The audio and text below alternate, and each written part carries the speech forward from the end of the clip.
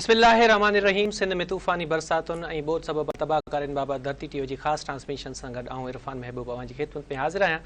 नाज़रीन, सिंध में हिकु भेरो ॿीहर तूफ़ानी बरसातुनि जो सिलसिलो शुरू थी वियो आहे, जंहिंसां ॿोॾि मुतासिर आहिनि। ख़ासि तौर ते ख़ैमनि या वरी खुलियल आसमान हेठि वेठल मारनि ॾोजरनि में वाधारो थी वियो आहे। अॼु सिंध जी राजधानी कराची, हैदराबाद समेत मिठी, डेवले, इस्लामकोट, उदेरेलाल, झुॾे, बदीन, मीरपुर ख़ास, टंडो अलैयार, टंडो मोहम्मद ख़ान, मातली ऐं ॿियनि इलाइक़नि में ॿिए ॾींहं बि ज़ोरदार वसकारो थियो आहे। इन वसकारे सां बरसाति मुतासिर इलाइक़नि जे माण्हुनि जा आंजत यकीनन टीणा थी विया आहिनि, पर रोशनियुनि जे शहर कराची में बि ज़िंदगी मफ़लूज बणिजी वई आहे। तेज़ तूफ़ानी बरसातुनि सबबि मुख़्तलिफ़ इमारतुनि जा शीशा टुटी पिया, वण ऐं साइन बोर्ड बि किरी पिया, जॾहिं त रोड रस्तनि ते पाणी भरिजी वञण बैदि गाॾियुनि जी पीह बि वॾो मसइलो बणियल रही।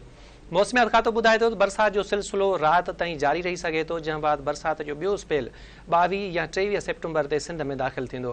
गुज़िरियल ॾींहं खां जारी ताज़ी बरसाती लहर जे नतीजे में पैदा थियल सूरत हाल हिकु पासे, पर तूफ़ानी बरसातुनि ऐं ॿोॾि सबबि बेघर थियल किरोड़े माण्हुनि खे खाद खुराक ऐं तिबी इमदाद फ़राहम करणु सिंध सरकार लाइ बदस्तूर चैलेंज बणियल आहे।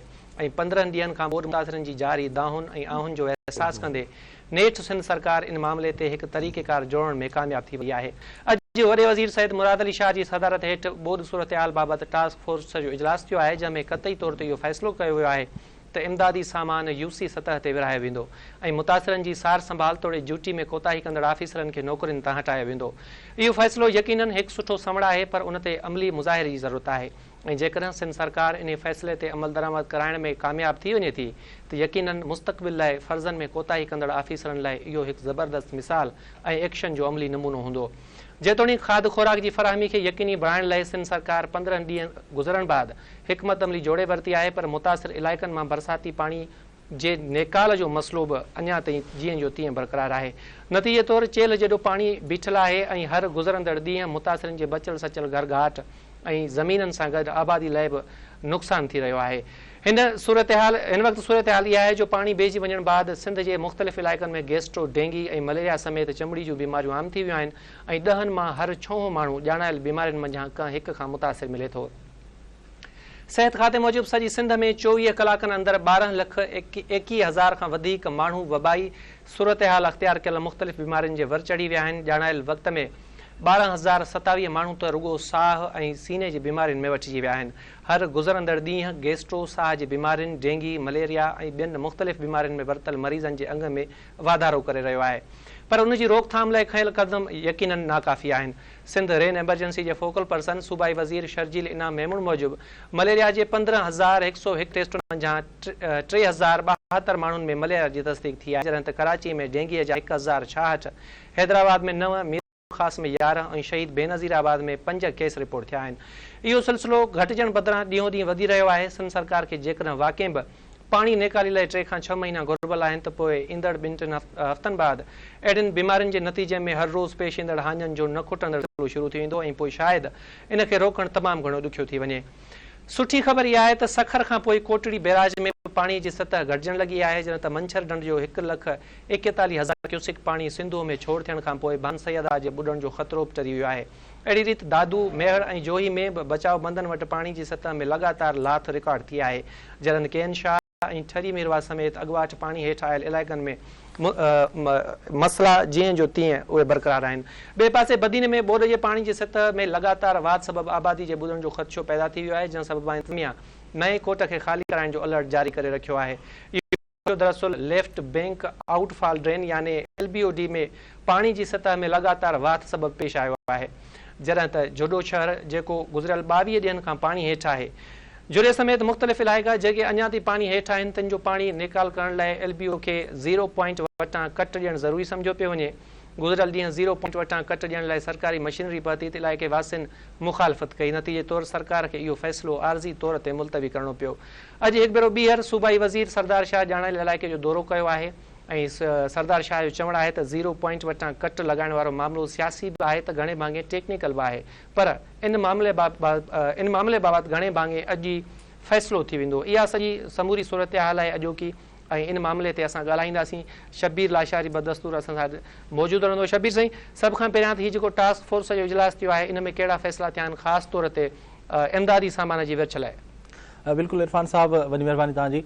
अॼु जेको ही रोज़ाने जी बुनियाद ते वॾे वज़ीर जी सदारत हेठि गुज़िरियल मुसलसल 3-4 ॾींहंनि खां वठी जेको आहे इजलास थिए पियो ऐं हाणे इहो मुंहिंजे ख़्याल में रूटीन में रोज़ानो थींदो। अॼु बि टास्क फोर्स जो इजलास थियो। इजलास में सूबाई वज़ीरनि वॾे वज़ीर जे सलाहकारनि उन सां गॾोगॾु मुख़्तलिफ़ जेके इदारा आहिनि PDMA NDMA ऐं असांजी पाक फ़ौज जा जेके मुख़्तलिफ़ इदारा आहिनि उन्हनि जे नुमाइंदनि शिरकत कई। इजलास दौरान रोज़ानो रिव्यू कयो वेंदो आहे त बोर्ड जी सूरत हाल छा आहे, शहरनि जे पाणी नाथ आई आहे या न आई आहे। उन सां गॾोगॾु रेस्क्यू रिलीफ ऐं इमदादी सामान जी डिस्ट्रीब्यूशन बाबति गौर वीचार थींदो आहे। अॼु जेके अहम फ़ैसिला थिया उन्हनि में हिकिड़ो फ़ैसिलो इहो थियो आहे त हीउ जेको इमदादी सामान आहे उनजी विरासत वारो जेको तरीक़ेकार आहे उहो तइ कयो वियो आहे त इमदादी सामान सिर्फ़ु उन्हनि इलाइक़नि उन्हनि शहरनि में विरायो वेंदो जेके इलाइक़ा ऐं शहर ॻोठ मुतासिर थिया हूंदा।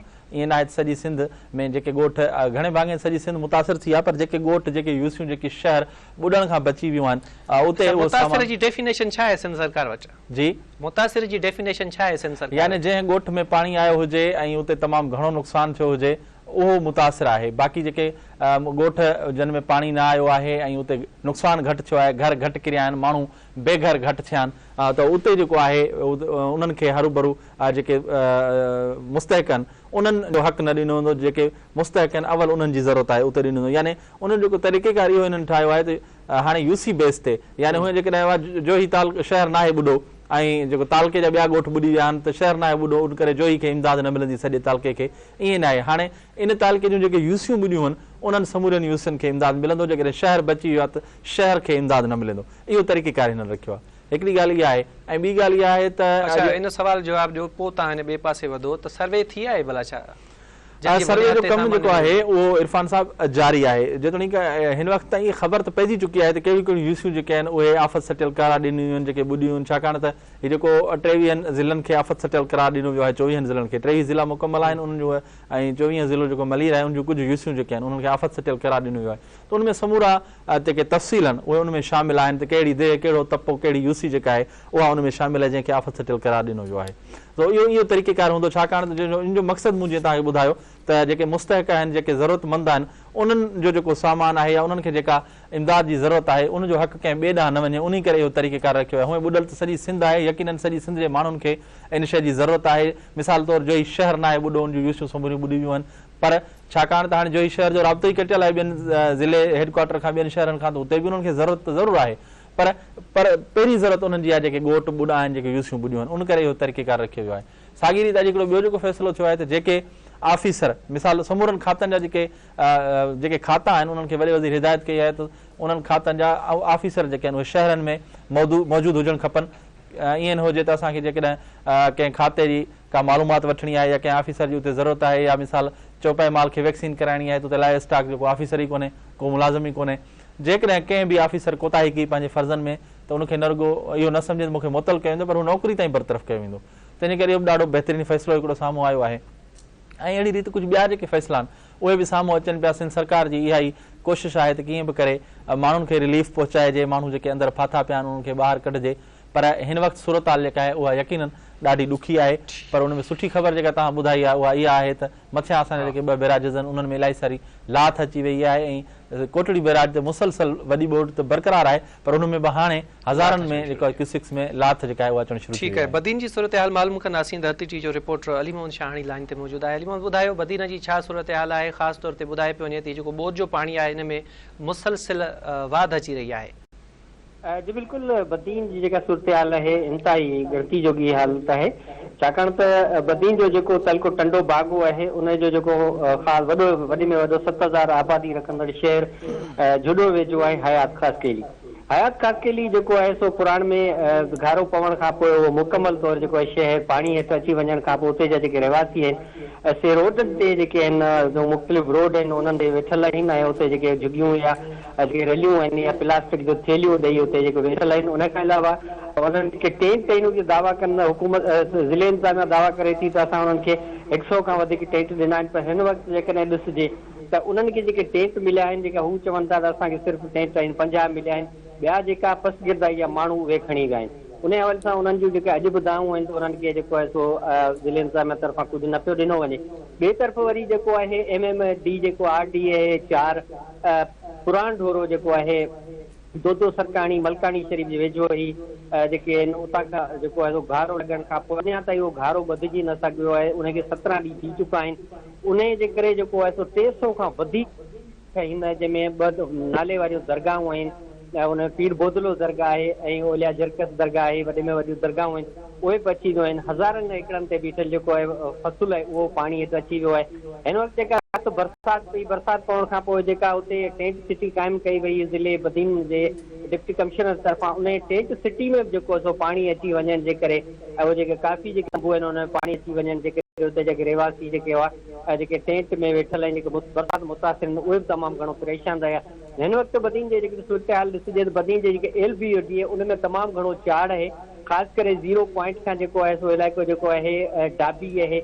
इन्हनि पासनि शादीलात जे वेझो जेको आहे तमामु घणो हुन में चाढ़ आहे। ऐं कल्ह बि जेको आहे सो ज़िले इंतिज़ामिया बदीन तरफ़ां जेको आहे सो इरिगेशन जे तरफ़ां उनखे कट ॾियण जी कोशिशि कई वई। छाकाणि जेकॾहिं कट ॾियण जेकॾहिं कट ॾिनी वई त उहो जेको पाणी आहे जेके कुदरती लंघ आहिनि पुराण ढोरो हुन में छॾियो वेंदो, हुन में वेंदो। हिकु तरफ़ जेकॾहिं ॾिसिजे त कट ॾियण जी कोशिशि कई वई त ॿिए तरफ़ उते जेके रहवासी आहे उन मज़ामत कई। सवनि जे तादाद लट बरादर जेका माण्हू हुआ उहे पइजी विया, उन्हनि मज़ामत कई। पुलिस जेका हुई, इरिगेशन अमलो बि हो ऐं कमिश्नर हुआ उहे वापसि थी विया।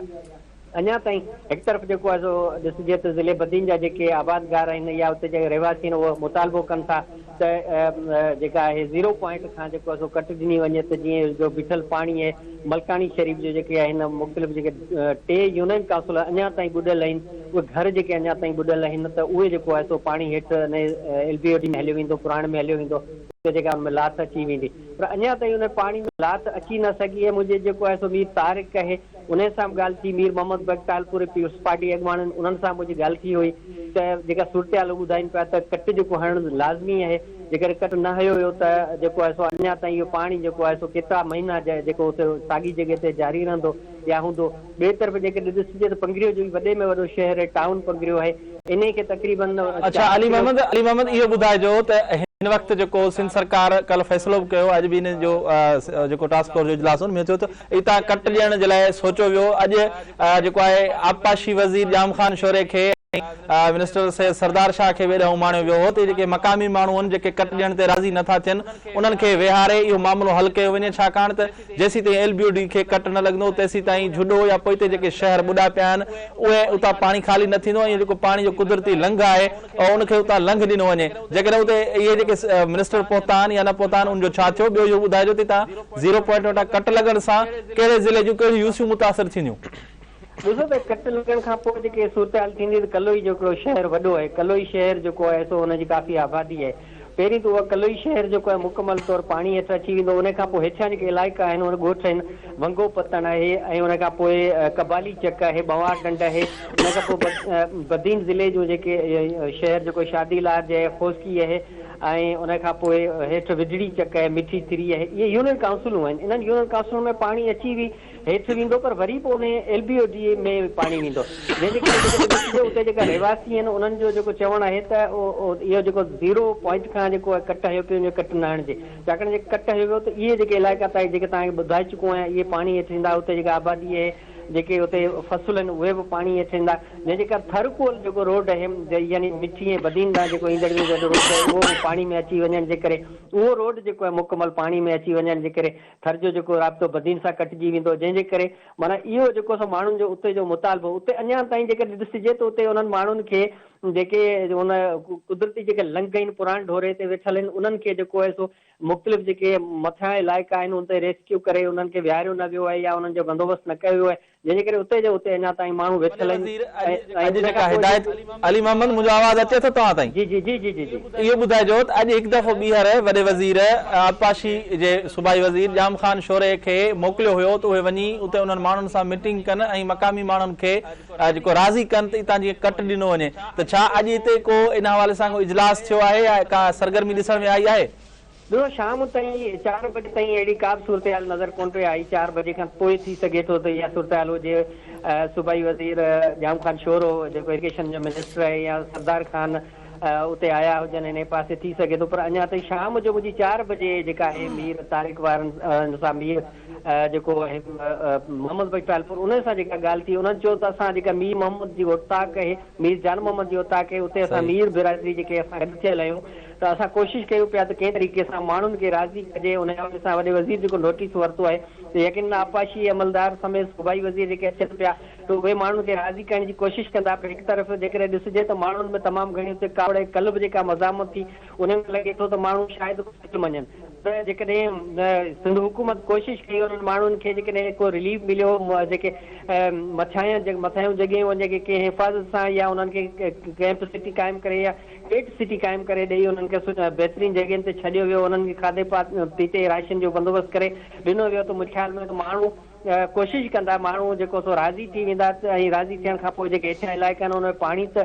फ़िलहाल ईंदो, झुडो मलकानी शरीफ़ पंगरियो इन साइड ते पाणी निकिरी वञण खां पोइ हल्कुद जेको आहे इहो पाणी जेको आहे शकूर ढंढ में हलियो वेंदो, पुराण जो ढोरो जेको आहे उहो पोइ जेको फुल लॻल आहे उहो पाणी जेको आहे सो शकूर ढंढ में वञे पियो, त हीउ जेको आहे सो समुंड में हलियो वेंदो, जंहिंजे करे मथां खां जेको इलाइक़ो ॿुॾल आहे उहो मुंहिंजे ख़्याल में त जेको आहे सो घणो जेको हुन पाणी ख़तमु थी वेंदो ऐं माण्हू जेको पंहिंजे घरनि तरफ़ जेको हुननि जो वञणु थी वेंदो।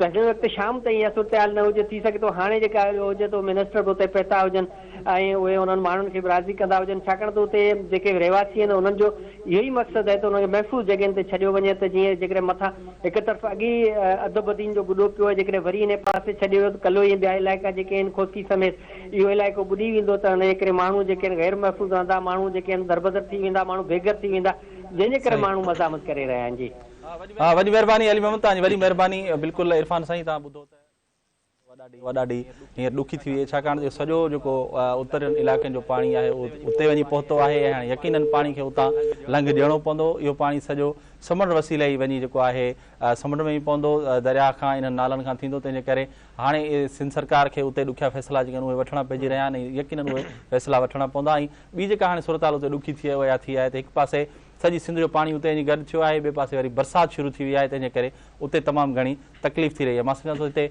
ब्रेक जो टाइम थियो आहे, असीं ब्रेक वठंदासीं ऐं ब्रेक खां पोइ वरी हिकु दफ़ो ॿीहर असां हाज़िर थींदासीं।